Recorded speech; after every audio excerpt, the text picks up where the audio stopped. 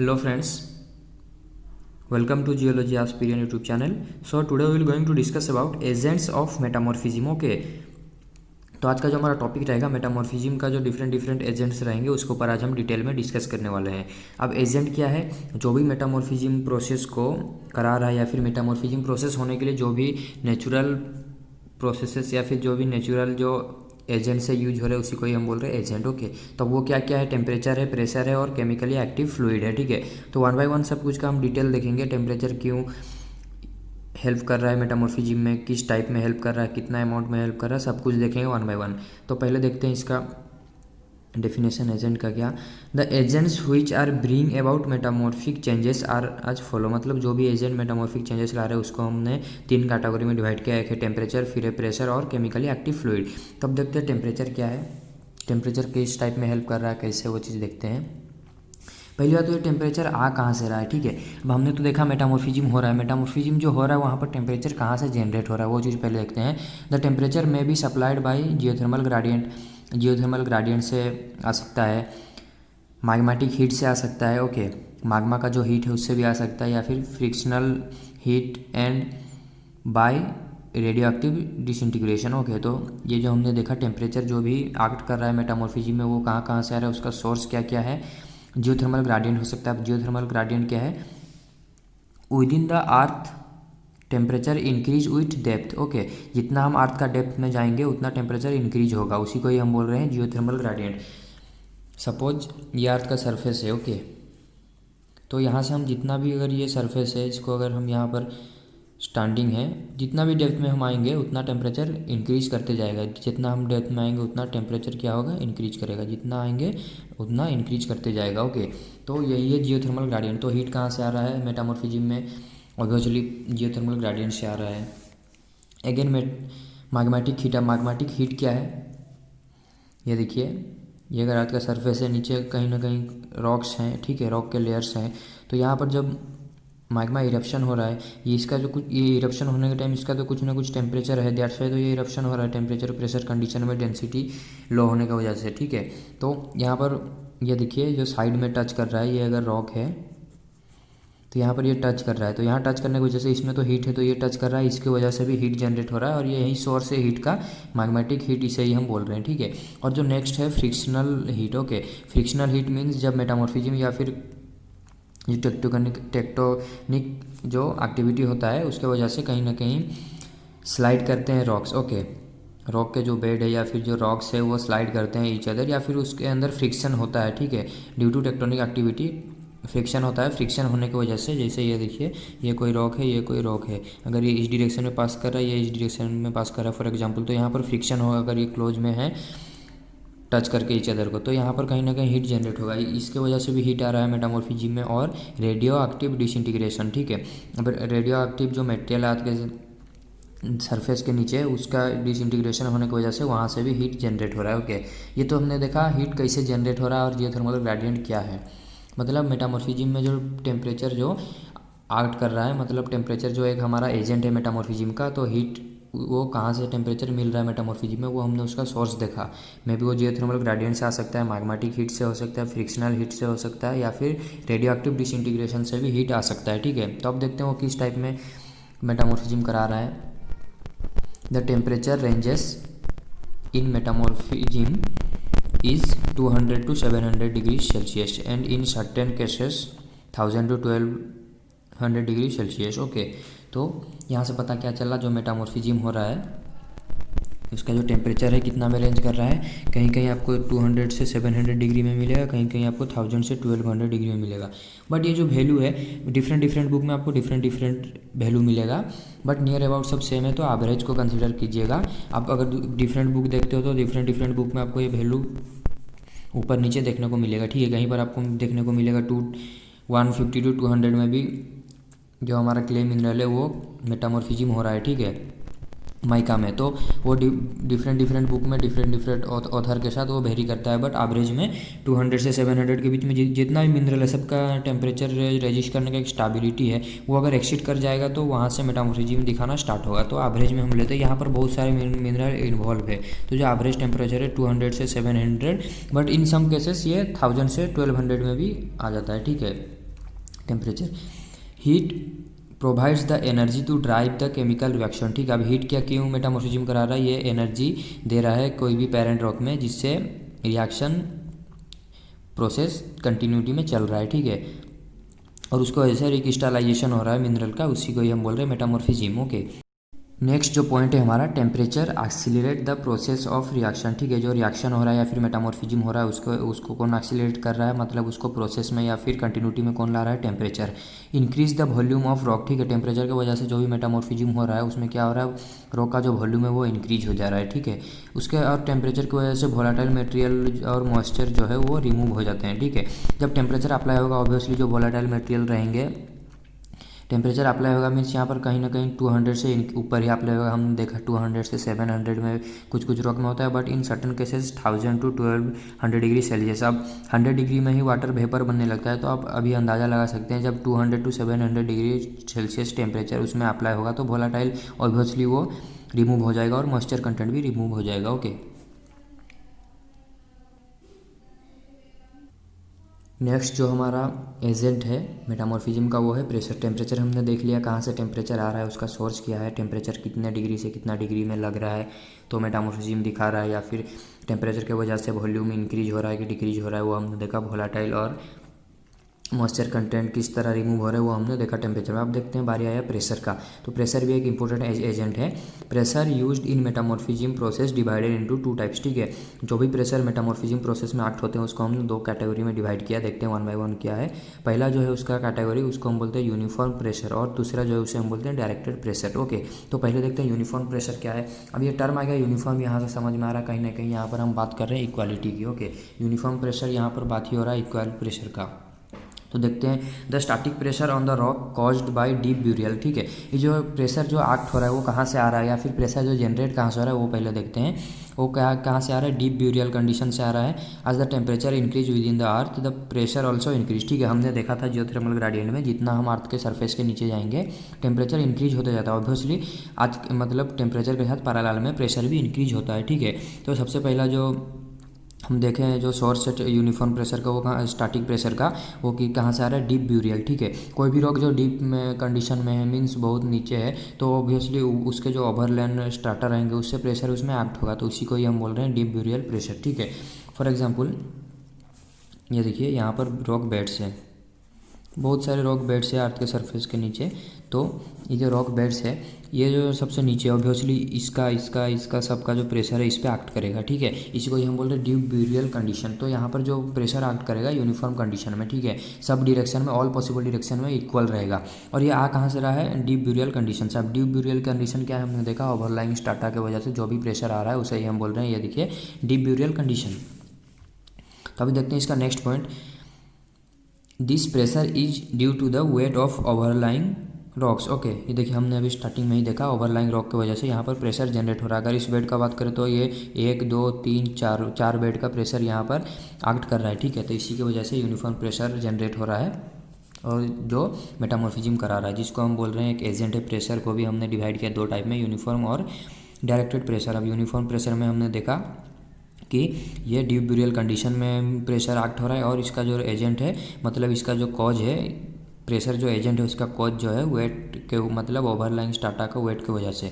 हम देखते हैं uniform pressure is equal in all possible direction of rock. ठीक है, रॉक का ऑल पॉसिबल डायरेक्शन में वो यूनिफॉर्म प्रेशर जो रहेगा इक्वल रहेगा। ठीक है, एवरी डायरेक्शन में वो सेम अमाउंट में ही प्रेशर एक्ट करेगा।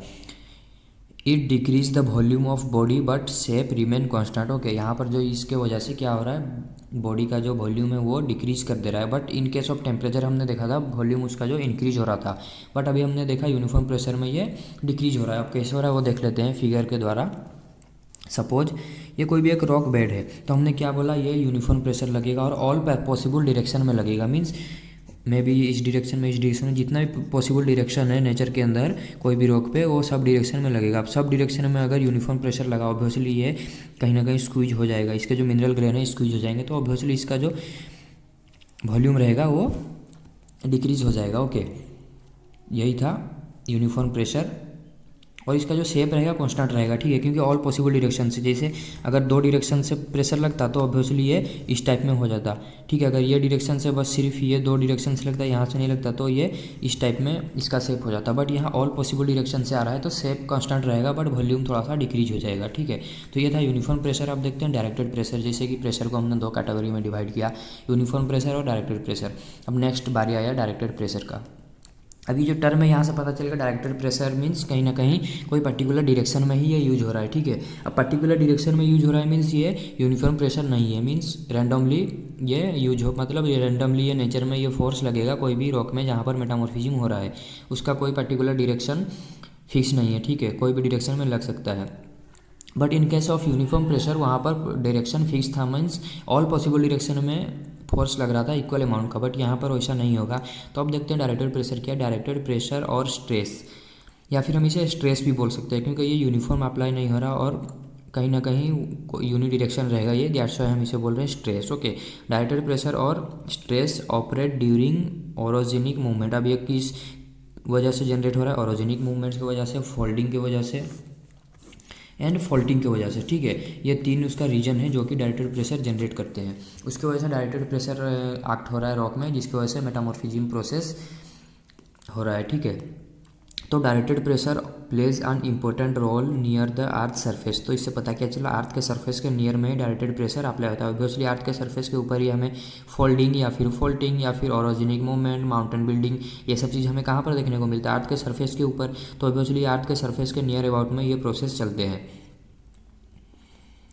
But with increase in depth directed pressure decrease, ठीक है। जैसे जैसे हम डेप्थ में आएंगे वहाँ पर डायरेक्टेड प्रेशर ऑब्वियसली डिक्रीज हो जाएगा, ठीक है। डायरेक्टेड प्रेशर डिक्रीज होगा तो ऑब्वियसली जितना हम डेप्थ में आएंगे डीप ब्यूरल कंडीशन में, जहाँ पर ओवरलाइंग स्ट्राटा का फोर्स लगेगा या फिर प्रेशर लगेगा, उसी को ही हम बोल रहे हैं यूनिफॉर्म प्रेशर।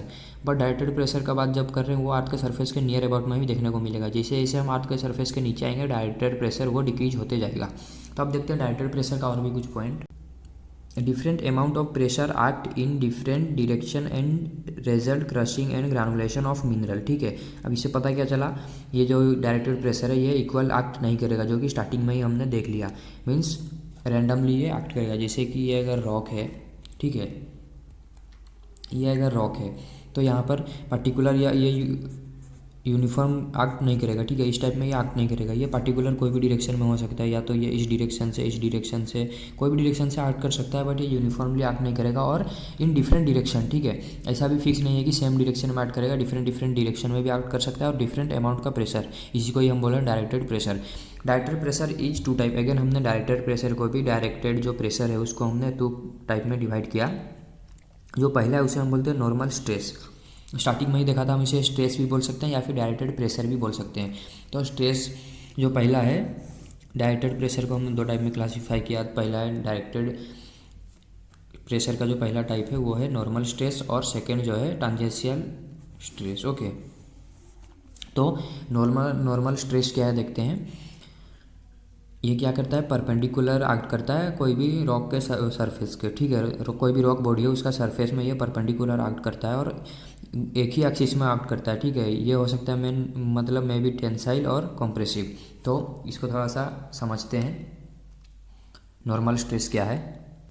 तो हमने देखा नॉर्मल स्ट्रेस जो है, हमने डायरेक्टेड प्रेशर को 2 टाइप में क्लासीफाई किया। एक को हमने कैटेगरीज किया नॉर्मल स्ट्रेस और टांजेंशियल स्ट्रेस। अब नॉर्मल स्ट्रेस क्या है, ये परपेंडिकुलर एक्ट करेगा रॉक के बॉडी का सरफेस में, ठीक है। आप समझ लीजिए suppose it's a rock, okay, ये एक रॉक है। तो हमने क्या देखा डेफिनेशन में, रॉक का सरफेस है, रॉक का सरफेस में ये परपेंडिकुलर एक्ट करेगा, मीन्स परपेंडिकुलर ही ये एक्ट करेगा, ठीक है। तो यहाँ पर बट डायरेक्शन हमने बोला डायरेक्टेड प्रेशर में यूनिफॉर्म नहीं रहेगा, मीन्स यहाँ पर जो प्रेशर यूनिफॉर्म सब डायरेक्शन से एक्ट नहीं करेंगे, कोई भी पर्टिकुलर फेस से या फिर कोई भी पर्टिकुलर बॉडी के ऊपर एक्ट करेगा, पर्टिकुलर फेस के ऊपर, ठीक है। तो चारों तरफ से ये एक्ट नहीं करेगा, पहली बात। अब उसका दूसरी बात देखते हैं, हमने देखा ये परपेंडिकुलर एक्ट करेगा कोई भी बॉडी का सरफेस पे, ये सरफेस है, ये भी सरफेस है, तो ये परपेंडिकुलर एक्ट कर रहा है। और ये मे बी टेंसाइल हो सकता है, मे बी, अब टेंसाइल होगा तो मतलब एक ही एक्सिस में ये एक्ट करेगा, ठीक है। वो भी हमने देखा एक्ट ऑन, मतलब एक्ट ऑन एक्सिस, मतलब एक ही एक्सिस पे वो एक्ट करेगा, जो भी फोर्स रहेगा या फिर प्रेशर जो रहेगा वो एक एक्सिस पे एक्ट करेगा, वो भी परपेंडिकुलर, ठीक है, कोई भी बॉडी को। और वो भी कॉम्प्रेसिव हो सकता है या फिर टेंसाइल। कॉम्प्रेसिव मीन्स इस टाइप में एक्ट करेगा। ऑब्वियसली अगर इस टाइप में एक्ट करेगा तो इसका शेप क्या हो जाएगा, अगर यहाँ से समझ लीजिए ये एक एक्सिस है, ये एक एक्सिस है, बट हमने देखा कोई भी जब प्रेशर अंडर नॉर्मल स्ट्रेस के अंदर जब भी एक्ट करेगा वो मे बी टेंसाइल हो सकता है या फिर कंप्रेसिव, जो भी एक्ट करेगा एक एक्सिस पे। तो ये एक्सिस पे अगर एक्ट कर रहा है, ये कंप्रेसिव हमने दिया, तो ऑब्वियसली ये कंप्रेस हो जाएगा इस शेप में, ठीक है, यहाँ से फोर्स जब लगेगा। बट जब बात करते हैं टेंसाइल की, इस टाइप में अगर फोर्स लगेगा तो और भी ये इस टाइप में शेप आ जाएगा, ठीक है। ये हुआ कंप्रेसिव और ये होगा टेंसाइल फोर्स जब ये एक्सिस में। बट जब हम बात करते हैं अदर एक्सिस, कोई भी एक यूनिफॉर्म, तो यहाँ पर नहीं बोला ना, कोई भी एक एक्सिस में एक्ट करेगा, ठीक है। तो अगर ये एक्सिस में एक्ट करता है तो अगर कंप्रेसिव रहता है तो यहाँ पर देखिए एक्ट करने की वजह से इसका शेप क्या होगा, इस टाइप में आ जाएगा in case of compression. But in case of tensile जब ये इस टाइप में आएगा तो यहाँ पर जो शेप आएगा इस टाइप में आएगा, ठीक है। यहाँ पर देखिए कंप्रेशन में ये टाइप में आ रहा था, but in this case compression में यहाँ पर इस टाइप में शेप आ रहा है। टेंसाइल में यहाँ पर देखिए इस टाइप में आ रहा था, यहाँ पर इस टाइप में। बट यहाँ पर जो देखिए एक्सिस है वो ये एक्सिस है, सपोज इट्स ये एक एक्सिस है, एक्स एक्सिस इसको कंसीडर कर लीजिए, और ये जो एक्सिस है यहाँ पर वाई एक्सिस में जब एक्ट कर रहा है इस टाइप में शेप आएगा। ये था नॉर्मल स्ट्रेस। अब देखते हैं टांजेंशियल स्ट्रेस क्या है। फिर से देखिए नॉर्मल स्ट्रेस क्या है। First is normal stress, okay, पहला जो हमने कैटेगराइज किया डायरेक्ट प्रेशर को है normal stress, which act perpendicular to the, हमने देखा परपेंडिकुलर कर रहा है रॉक के सरफेस के बॉडी को, ठीक है। रॉक का जो बॉडी है उसका सरफेस में परपेंडिकुलरली ये एक्ट कर रहा है, रॉक का बॉडी को सरफेस को ये परपेंडिकुलर ही एक्ट करेगा और एक ही एक्सिस में एक्ट करेगा, ठीक है। और ये में भी टेंसाइल हो सकता है, हमने देखा टेंसाइल होने से किस टाइप में शेप में ये आ रहा है, और ये कंप्रेसिव भी हो सकता है, उसके वजह से भी हमने देखा किस टाइप में वो एक्ट कर रहा है, ठीक है। अब देखते हैं जो सेकंड टाइप है डायरेक्टेड प्रेशर का, टांजेंशियल स्ट्रेस। टांजेंशियल स्ट्रेस क्या है, इसको हम शियर स्ट्रेस भी बोलते हैं, ठीक है। अब शियर स्ट्रेस क्यों बोलते हैं वो भी देखेंगे। Which act parallel to the surface of the body, ठीक है, बॉडी का सरफेस को ये पैरेलल एक्ट करेगा। मीन्स देखते हैं फिर से कैसे पैरेलल एक्ट करेगा। ये देखिए हमने देखा टांजेंशियल जो स्ट्रेस है वो पैरेलल एक्ट करेगा बॉडी के सरफेस पे, ठीक है। तो अगर ये सपोज ये एक बॉडी है तो ये सरफेस है इसका, ये भी सरफेस है, फोर सरफेस है, तो इसको ये in case of normal stress ये परपेंडिकुलर एक्ट कर रहा था, but in case of tangential ये पैरेलल एक्ट करेगा। मीन्स इस टाइप में फोर्स लगेगा। अब इस टाइप में अगर फोर्स लगता है एक ही, मतलब ये देखिए, और एक्सिस भी इसका सेम नहीं रहेगा, बट टांजेंशियल में जो था, टांजेंशियल में एक्सिस सेम नहीं रहेगा। जब हमने देखा था नॉर्मल स्ट्रेस उसमें एक्सिस सेम था, एक ही एक्सिस पे एक्ट कर रहे थे, तो इसमें एक्सिस भी सेम नहीं रहेगा और ये पैरेलल रहेंगे। तो ये देखिए इस टाइप में अगर होगा तो ऑब्वियसली इसका जो शेप है थोड़ा सा चेंज हो जाएगा, ठीक है। मतलब शेप में कहीं ना कहीं ये चेंजेस लाएगा। जैसे ये राउंड है, अगर यहाँ से एक एक्ट होता है यहाँ से, तो ऑब्वियसली ये इस टाइप में हो जाएगा, ठीक है। फोर्स जब लगेगा पैरेलल, मतलब पैरेलल लगेगा सरफेस पे, पैरेलल लगेगा, और यहाँ पर जो एक्सिस भी रहेगा सेम नहीं रहेगा, ठीक है। तो यहाँ पर देखिए इस टाइप में ये शेप में चेंज हो जाएगा। इसी तरह अगर ये देखिए यहाँ पर पैरेलल फोर्स लग रहा है इस डायरेक्शन में और यहाँ पर इस डायरेक्शन में फोर्स लग रहा है, तो यहाँ पर जो शेप है इसका इस टाइप में आपको देखने को मिलेगा। तो यही था टांजेंशियल स्ट्रेस। अब देखते हैं जो नेक्स्ट एजेंट है केमिकल एक्टिव फ्लूइड क्या है। Fluid has a strongly influence on the metamorphism of rock, ठीक है। रॉक का जो मेटामॉर्फिज्म होने में फ्लूइड का भी बहुत इंपॉर्टेंट रोल है, okay. Water locate in pore spaces of rock, obviously जिस रॉक में आपको पोर स्पेसेस देखने को मिलेगा उसमें कुछ रॉक में आपको पोर्स देखने को मिलेगा, और ये स्पेशली सेडिमेंट्री में एक्ट करता है। तो पोर्स में जब वाटर मतलब रहते हैं इंटरलॉकिंग होके, तो उसी की वजह से मेटामॉर्फिज्म होता है, ठीक है। देखिए फिर sentence, water locate in pore spaces of rock and water is most common fluid involve in metamorphism, okay. तो इसकी वजह से मेटामॉर्फिज्म हो रहा है वाटर के वजह से भी। तो देखते हैं next point, when temperature and pressure increase, obviously जब टेम्परेचर और प्रेशर इंक्रीज होगा तो जो वाटर रहता है वो फ्लूइड गेट एक्टिव, ठीक है, वाटर एक्टिव हो जाएगा। मीन्स वो मूव करने लगेगा मतलब randomly, okay. And helps in the ion exchange, move करने की वजह से उसमें आयन का एक्सचेंज करने में वो हेल्प करता है बिटवीन मिनरल्स, ठीक है। एक रॉक में मल्टीपल मिनरल रहेंगे, तो जब उसी रॉक में वाटर का कंटेंट रहेगा और टेम्परेचर की वजह से जब वाटर मूव करने लगेगा तो वो आयन एक्सचेंज करने में हेल्प करता है, तो इसी की वजह से मेटामॉर्फिज्म होता है। तो ये एक है फ्लूइड का रोल। और important chemically active fluid which is responsible for metamorphism are, मतलब यहाँ से पता क्या चला, दो एक्टिव फ्लूइड रहते हैं जो कि मेटामॉर्फिज्म में हेल्प करते हैं, वो H2 है और CO2 है, ठीक है। यह था all about agent of metamorphism. कुछ भी डाउट आप कमेंट कर दीजिए। Thank you for watching.